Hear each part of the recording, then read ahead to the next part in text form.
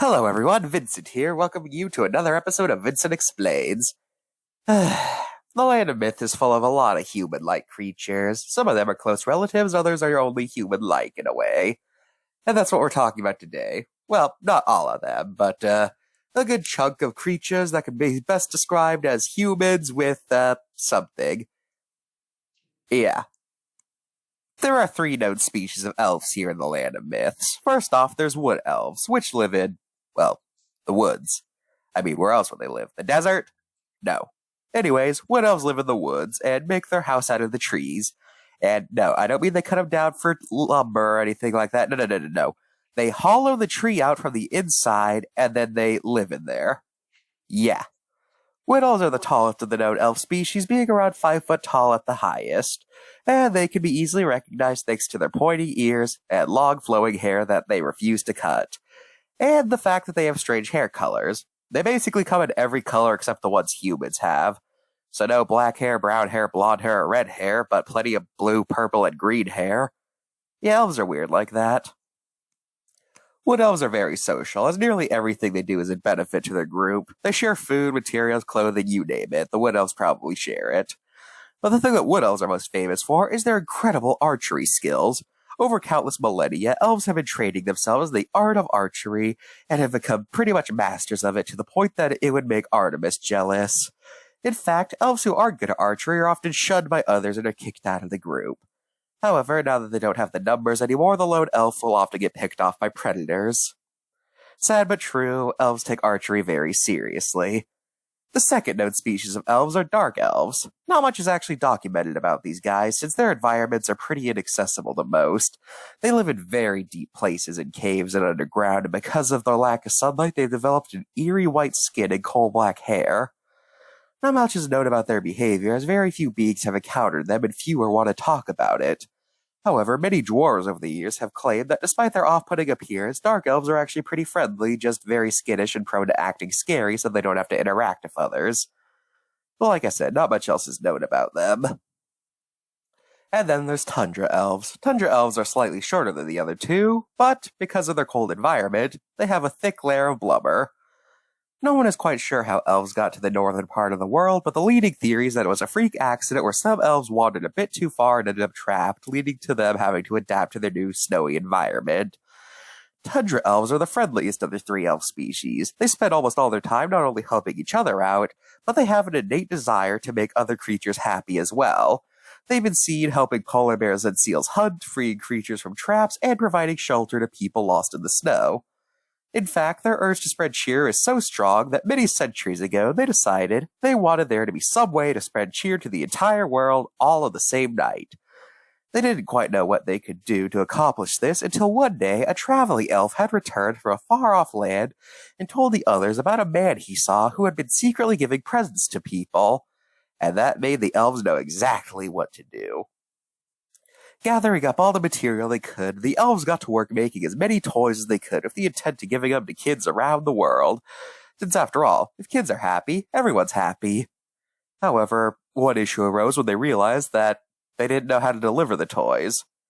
For many years, they just left the toy pile there, mulling over what to do, when one day they were approached by a helpful ice fairy, who, when informed of their situation, thought that was so nice she provided them with everything they needed: a base of operation, an enchanted sleigh that could never break, 8 enchanted reindeer who could fly and had unlimited carrying strength, and most importantly, she gifted them a mysterious formula that, when a volunteer elf consumed, made him very tall and gave him tremendous strength to lift all the presents.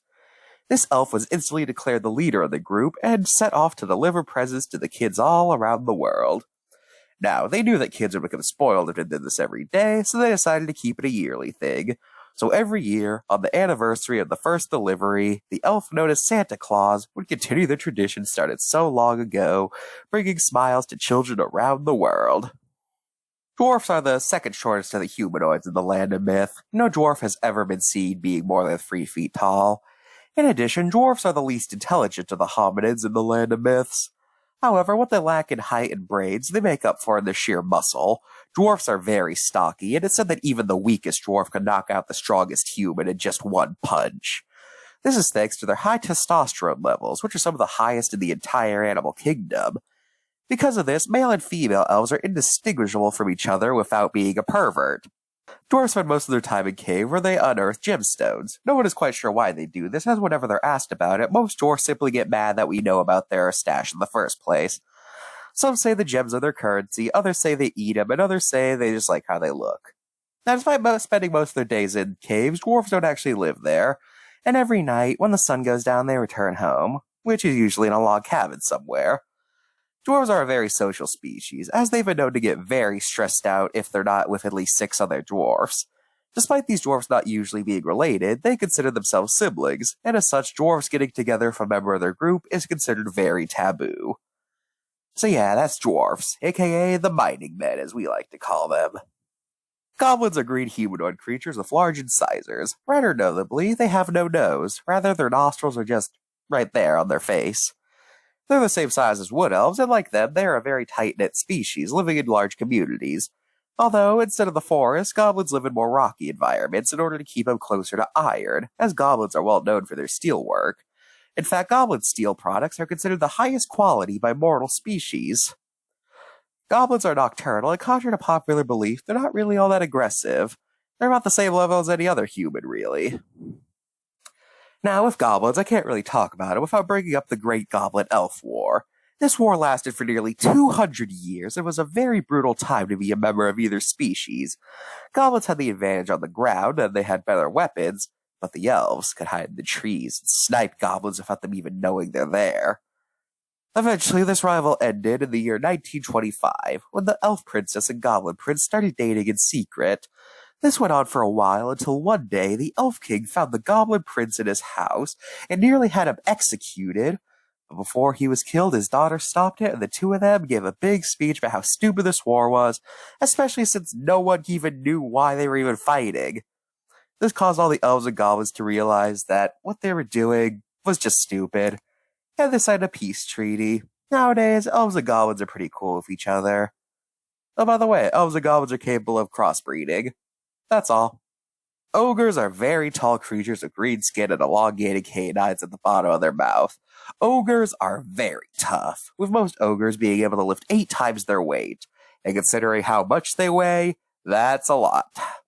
And they can take very powerful blows thanks to their bulky bodies. Despite their strength, ogres prefer killing using weapons, with the favorite tool of an ogre being massive wooden clubs that they like to use to bash people's brains in. There are some drawbacks to ogres, however. First of all, ogres are very dumb. In fact, most ogres die by doing something so stupid even a 5-year-old would know it's a bad idea, like picking fights with obviously more powerful beings, or walking into even the most obvious of traps, things like that. I can't even begin telling you how many ogre statues the Gorgon sisters have just because of how many of them refuse to learn not to provoke those with petrification abilities. Also, ogres have no hygiene standards and are famous for their very gross behaviors. I mean, they live in swamps, so already they don't have the best smelling things out there, but they also are very gaseous creatures. And they have no standards for food. They'll eat the most rotten or disgusting things you could think of just because it's technically edible, if you squint hard enough. Ogres are very protective of where they live, as anything that isn't an ogre that they spot will be, well, they'll quickly receive a very bad beatdown from sometimes 7 ogres at once, all with clubs. So yeah, not very pleasant creatures. Trolls are blue hunchback creatures with buck teeth on their lower and elongated jaw. Trolls are pretty strong creatures, not on the level of ogres, but still stronger than dwarves and certainly tougher than you. Anyway, trolls are ambush hunters. They find a hiding place in a commonly visited area, most famously bridges, and when something they think they could take in a fight walks by, they jump out and attack. They have pretty high success rates, but like ogres, they're on the dumber side, so they often overestimate their own skills while underestimating their opponent. Whatever you do, do not bring up the time a troll got his butt kicked by a goat. That's a very sore spot in the community, and they will kill you if you mention it. Trolls also have a weird honor system. You see, trolls will not eat any meat that they didn't take part in killing. No one is sure why they do this, that's just the way they are. With trolls and ogres, they have a very heated rivalry, and this has been going on for thousands of years. Currently, the main swamp of the Land of Myth is divided into two sections, one for trolls, one for ogres, and they do not like it when either of them cross into each other's side. Giant humans, or just giants, are, well, gigantic humanoid creatures. On average, a giant is about 150 feet tall and very bulky. As you can imagine, they're very strong, and as such, very few creatures mess with them. However, one issue that they present is space. If giants lived on the grounds, they would take up a lot of room and therefore not leave room for anyone else. Luckily, though, they don't live on the ground. Instead, giants have the special ability to interact with clouds as if they were solid objects, and because of that, they live up there instead of the ground, saving plenty of space down below. Giants have a pretty typical lifestyle to humans, just larger. They grow crops, eat food, things like that. One notable thing they do, however, is that when a giant comes of age, their parents will give them magical beads and then literally kick them out of the house. After recovering of the impact of the fall, they scout around for clouds by using the beads to grow a massive beanstalk into the heavens so they can hopefully find a new home. So that's giants for you. Big guys have a big appetite. Or something like that, I don't know. The Fairfolk are a group of human-esque creatures defined by their pink eyes with strange irises.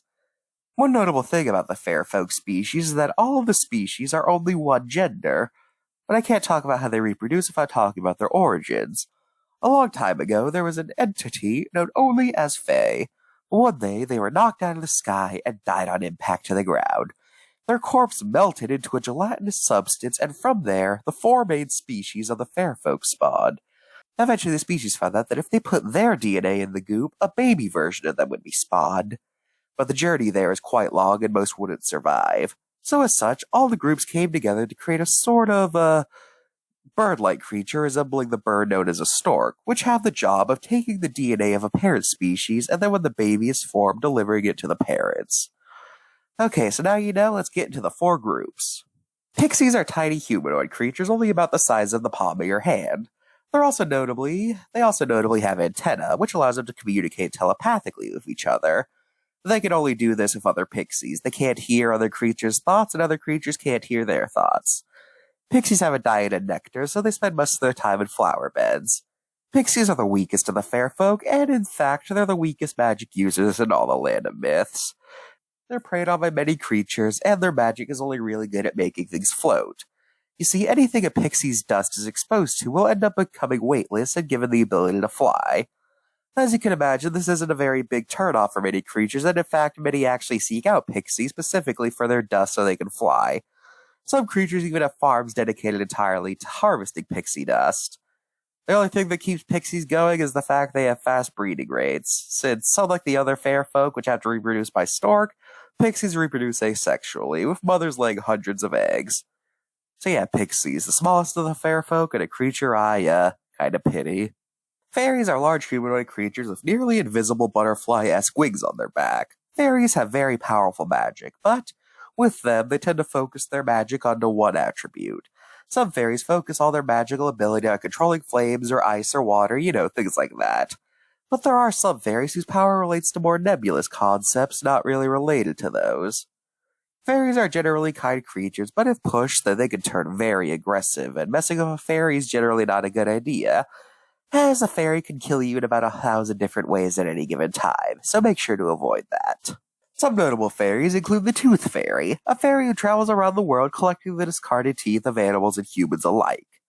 This might seem like an odd behavior, but there's a very good reason she does this. You see, a few centuries ago, the ooze that fair folks are born from started to run low. First, everyone started freaking out, thinking this would be the end of their species. But it was found out that if supplied with bones, then the ooze would grow. At first, they started sacrificing animals and humans to the ooze until one day, a young tooth fairy realized that animals lose teeth all the time, and those are technically bones. So, she set off collecting as many teeth as she could, and as it turned out, she was right. The teeth kept the ooze fed just as well as a skeleton. So from that day forward, it became her job to keep it maintained by feeding it teeth so that the fair folk could continue breeding. Then we have the fairy Godmother, a very kindly being who specializes in making others feel better during their low points in life.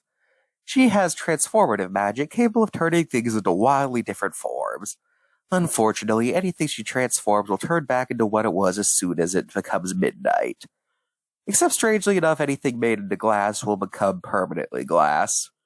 Anyway, she seeks out the most miserable people she can find, and then she gifts them with something that in some way will help improve their life. With her most famous client being the Princess Cinderella, who she helped escape her abusive family, and to this day the two remain good friends. Then we have the fairy with blue hair, who is interesting due to the fact that she wasn't born a fairy, but rather she ended up resurrecting into one after she died. No one's quite sure how this happened, but it did. She ended up becoming a sort of mentor slash sister figure to the living puppet Pinocchio, and eventually she even turned the puppet into a human. You see, her main ability is that she could turn any inanimate object into its real equivalent. Like teddy bears into actual bears, plastic fruit into real fruit, and of course make puppets human. But she can't just straight up bring toys to life, and she gets quite annoyed whenever people think that she brought Pinocchio sapience, so don't bring it up when you're around her. And most importantly, there's Queen Chrysalis, the queen of all the fairies. Like all fairy queens, she doesn't just specialize in one power, rather she has the magic of all fairies simultaneously. The way fairy queens ascend is not based on any sort of blood relation, but rather, after a fairy queen dies, a fairy from each main element group is brought into the palace, and then they have to do whatever it is the previous fairy queen left in her will, and whoever wins that whatever was suggested becomes the new fairy queen, with her ascension happening thanks to a sort of substance best comparable to royal jelly. So yeah, that's fairies for you. Gnomes are short creatures recognizable thanks to their pointy caps that are considered a status symbol amongst the species. Gnomes have chlorokinesis, meaning they can create and manipulate plants, and in fact, that's what they spend most of their time doing, as the plant life around a gnome's living area is considered a big status symbol. Gnomes have a lot of status symbols. Gnomes get very angry if anything touches their plants, and nothing, not even bees, are allowed near them, lest they end up face to face with a giant man-eating plant. Gnomes, if threatened, also have the ability to turn themselves into a statue, and this behavior was observed by humans who spotted gnomes frozen in their gardens while the gnome was admiring the plant life. People found this so fascinating that to this day people make fake gnomes as tacky lawn ornaments, with real gnomes finding this insulting, seeing it as a mockery of what they do. So, if you gnome, you gnome. Get it? Get it? You don't get it. Leprechauns are short humanoid creatures. From birth, they have a full face of hair and very luxurious beards. They also have an attraction to the color green, basically only wearing that color. A leprechaun's abilities come with their ability to control luck. If they're feeling high, they can inflict good luck on random passerbys, but unfortunately, leprechauns are naturally mischievous, and more often than not, they just place bad luck on people for a laugh. Leprechauns are also naturally attracted to lucky objects like rabbit feet and four-leaf clovers. But the crown jewel of any leprechaun is their collection of gold, which they keep in a cauldron. No one's quite sure why they do this, or why they like gold so much, but one thing is for sure, they do not like it when people are anywhere near their pot, and will place horrible curses on anyone who touches the gold pile. Though if you manage to successfully trap a leprechaun, then they will always give it to you, no strings attached. So yeah, like I said, no one is sure why leprechauns collect gold and why they're so protective. It's just a thing they do for some reason. Well, that's all the creatures I want to talk about this time. I'll see you guys next time. And if there's a specific creature you'd like to hear about, then leave it in the comments. Thank you. Goodbye.